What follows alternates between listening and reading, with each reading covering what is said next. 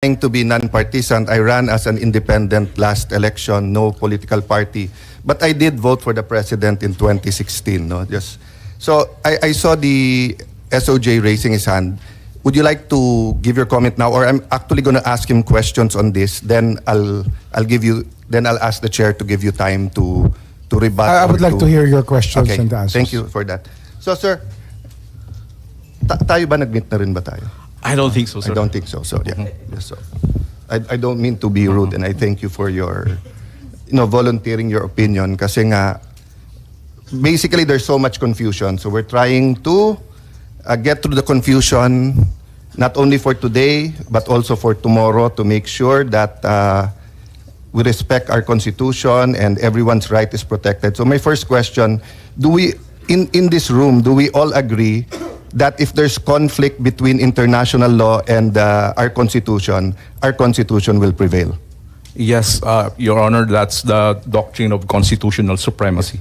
You agree, SOJ? No? Yeah. If there's conflict, di ba? Kasi sinabi naman sa Constitution that international law forms part of the land of the law. So if there's no conflict, wala tayong problema. Okay.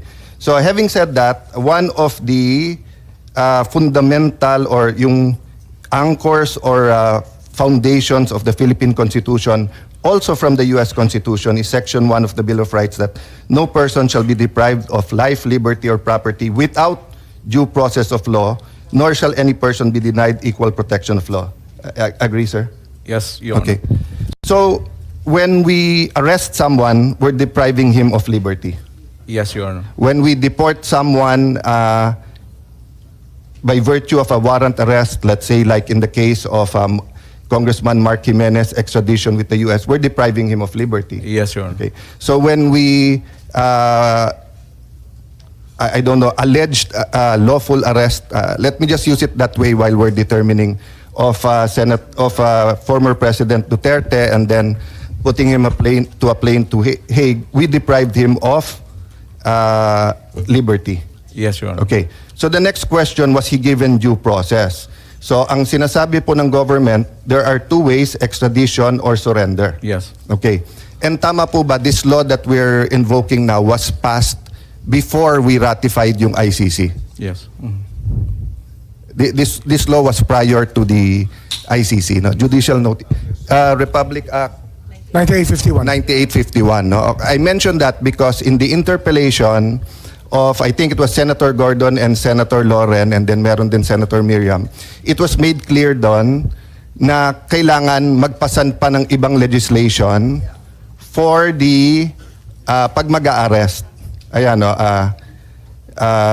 Senator Legarda, so even if the executive ratifies it and we concur on its ratification, and we pass this proposed measure that we are contemplating now, is it not enough to implement the Rome Statute? Mali lang yung records, wrong statute nakalagay. Pero mukhang tama din na wrong talaga. Pero Rome Statute dapat to. Okay. Senator Gordon, yes, it is just like the VFA all over again. It is not enough, Mr. President, because there will be a mechanism upon which we would have to surrender certain nationals who have committed war crimes or violations against covered by the statute that we have not to be met, no?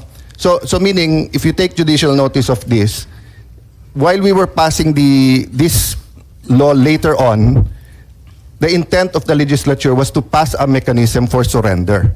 You can dispute that later on, sir, and look into it. I don't think we'll finish everything naman today, di ba?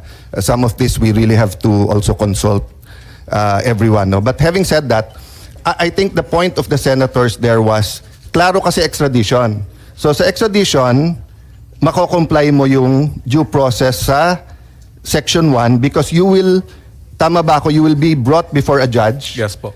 They will show you the extradition notice and the other papers like the warrant of arrest, and the person being arrested can answer before the judge. Tama Yes po ba? po. Okay. So let me go to Section 2.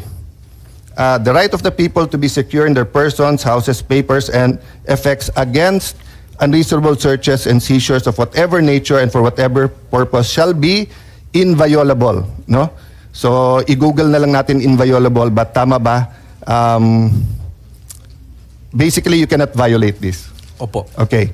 and no search warrant or warrant of arrest shall issue except upon probable cause to be determined personally by the judge and after examination under oath or affirmation of the complainant and the witness he may produce, and particularly describing the place to be searched and the person or things to be seized. Okay. Mas bata ka ba sa akin? 1970 ako pinanganak. Matanda na po ako. So, Yeah. halos magka-age tayo. Hindi po, mas matanda po ako. Mas matanda ka ng konti. Sorry, mas mukha kang bata sa akin. But, no, the point is, because medyo middle kaming pinanganak nun, I think mas ka-age ko si Gilbert, no? So, ang alam ko lang, by the time kasi I got to law school, 87, 97 ako graduate, 10 years na tong constitution na to eh. This was all a reaction to martial law, where they had different kinds of warrant of arrest, including yung ASO and whatever, which were all legal during that time. I'm not judging that time. I'm just saying, both under martial law, the former constitution, jurisprudence, going from the Spanish to the Japanese period, to the American period, to our independence. So in the wisdom of the Filipino people, pinasa to na except, ang alam ko lang exception, there may be one or two, but alam ko exception yung sinabi mong deportation, because when they come in, hindi na kailangan pumunta sa judge, immigration officials can deport or arrest them, di ba? Pero otherwise, hindi pwedeng si SOJ, DILG, hindi pwedeng si Secretary, no matter how brilliant Secretary Gubo is, when he's in the military can only arrest their personnel, no, under certain codes, di ba? But he cannot issue a warrant of arrest, di ba? So the safeguard of each and every Filipino sa due process is you're brought before a judge, and due process is one, yung nakalagay dito, that you're informed about the nature of, the words is in,